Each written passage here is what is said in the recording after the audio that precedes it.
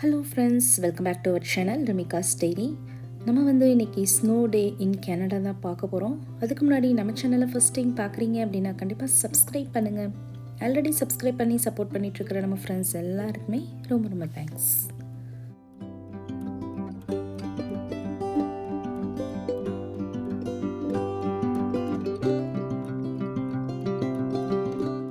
இங்கே கனடாவில் வந்து பார்த்திங்கன்னா பிரிட்டிஷ் கொலம்பியாவில் லாஸ்ட் வீக் வந்து ஸ்னோ ஸ்டார்ம் இருந்துச்சு. ஸோ அந்த கிளிப்பிங்ஸ் தான் நீங்கள் இப்போ பார்த்துட்ருக்கீங்க. ஸோ இந்த மாதிரி ஸ்னோ ஸ்டார்ம்லாம் இருக்கிறப்போ கண்டிப்பாக எல்லாருமே வந்து வெளியே போகிறத வந்து அவாய்ட் பண்ணிடுவாங்க. ஏன்னா இது வந்து ரொம்பவே ஒரு டேஞ்சரான விஷயம்னு கூட சொல்லலாம்.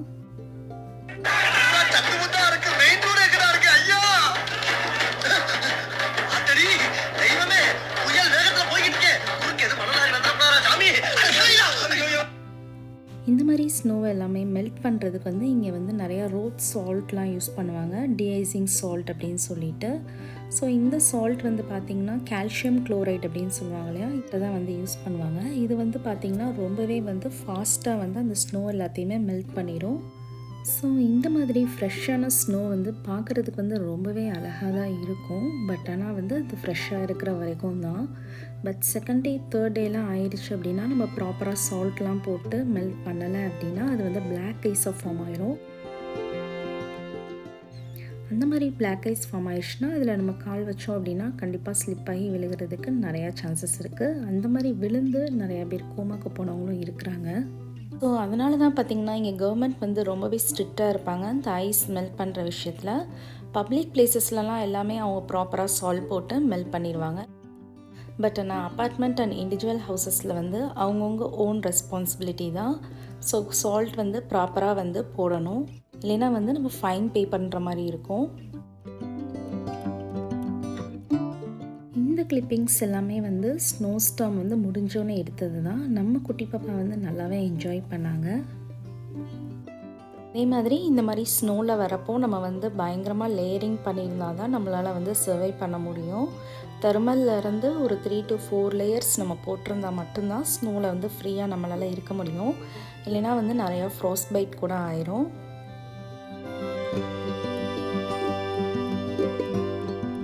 நிறையா இன்டீரியர் ஏரியாஸ்லலாம் பார்த்திங்கன்னா பவர் கட் கூட நிறையா இருந்துச்சு அப்படின்னு சொன்னாங்க.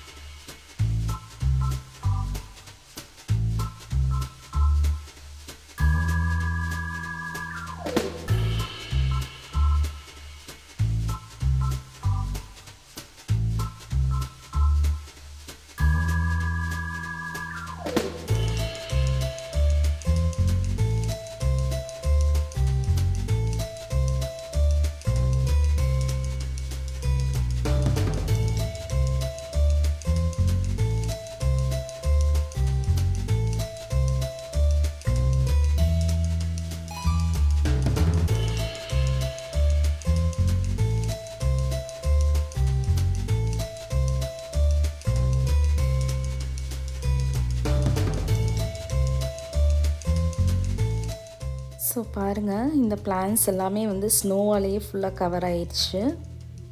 ஸோ பாத்வேலாம் கிளியர் பண்ணியிருக்காங்க. பட் ஆனாலுமே அதுக்கப்புறம் ஸ்னோ நிறையா பெஞ்சதுனால அந்த பாத்வேலாம் சரியாக வந்து கிளியர் ஆகாமல் தான் இருக்குது. நம்ம இந்த மாதிரி டைமில் வந்து ரொம்ப கேர்ஃபுல்லாக தான் நடக்கிற மாதிரி இருக்கும். ஸோ எவ்வளோ டெப்த்தாக சைட்லலாம் ஸ்னோ இருக்குது பாருங்கள்.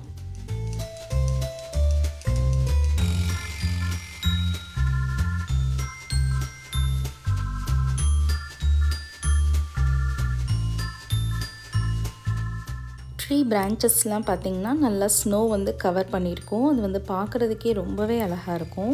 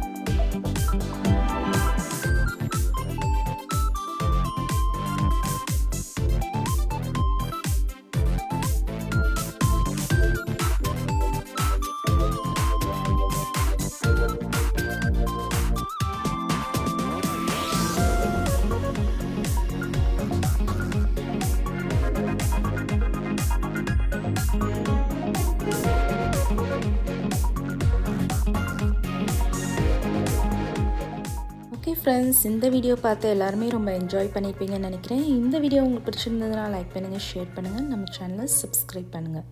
Bye friends.